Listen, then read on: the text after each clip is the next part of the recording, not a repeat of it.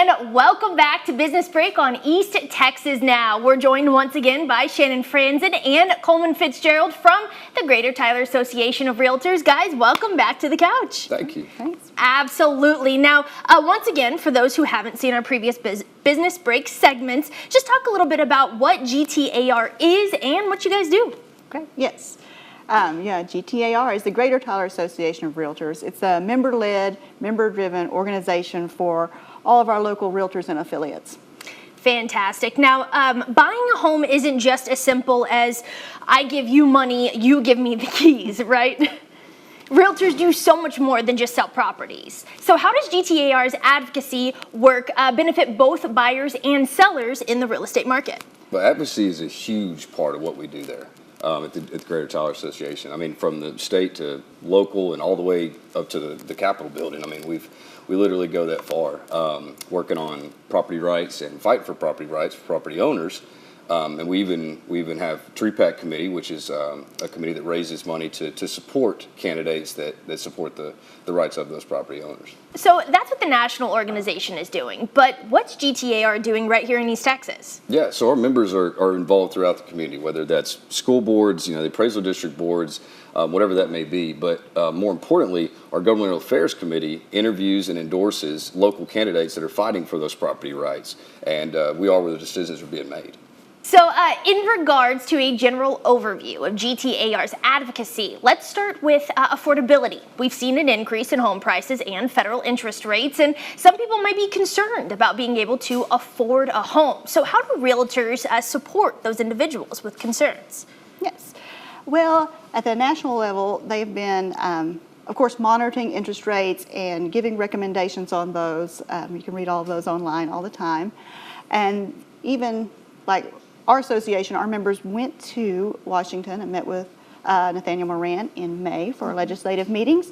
We discussed a proposal to increase the capital gains amounts to help increase inventory and take down affordability. And then we also discussed some reforms and changes to VA loans, and those were actually implemented by the time we got home from DC. That updates how those work and makes it better for our VA buyers all over the country. Wow, that sounds incredible. Now, so that's what the organization nationally is doing, right? Mm-hmm. But what's GTAR doing right here in our backyards in East Texas? Yeah, I mean, realtors here, especially our local GTAR realtors, are involved across the board. I mean, whether that's school districts, school boards, appraisal districts, the appraisal district boards, anything like that, neighborhood communities, all of that. They're involved in every step of the way. All right, guys, now let's address this sensitive but really important topic, housing discrimination. While challenges do exist, how are realtors specially trained to protect consumers and ensure fair treatment for all parties within a transaction? Well, actually, we offer lots of training on those type of topics. We have classes at the board office. There are also online classes, and then at the national level, they have the Fair Haven Simulator, where you can walk through a transaction online, see all your possible pitfalls, and how to get it to closing. All right. Now, one of the big issues in the state legislature, obviously, is property taxes. So how are realtors getting involved in those policy discussions? Yes, taxes is everybody's favorite subject.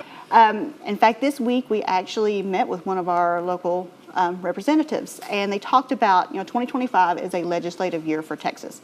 So what will happen is, several thousand bills will be filed. And then Texas Realtors and Tree Pack read all those bills, and they figure out which bills have something to do with real estate. And like talking to our representative, there will be several bills about property taxes in that bunch.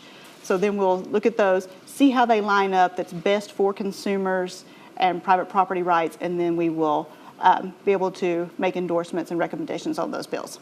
Now, since we're already talking about the Texas legislature, let's spend a moment on eminent domain. A lot of homeowners are concerned about losing their home should the government decide that they needed that property.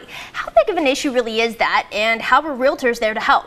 Well, realtors were always putting the property owner's rights first in mind, always. And in fact, in 2021, we supported some reforms to the eminent domain that actually allowed for more transparency to the property owners and even included a Bill of Rights for it. So Wow. Yeah. Now, another thing that both of you have talked a lot about is community development. And that takes a lot of different forms, but when it comes to revitalization of maybe some lesser developed communities here in East Texas, how does GTAR get involved with that?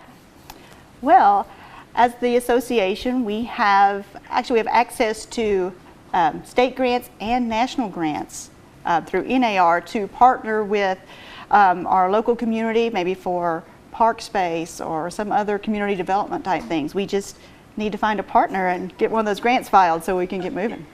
All right, well, Shannon, Coleman, as always, thank you both again so much for your time, guys. We'll be right back after this.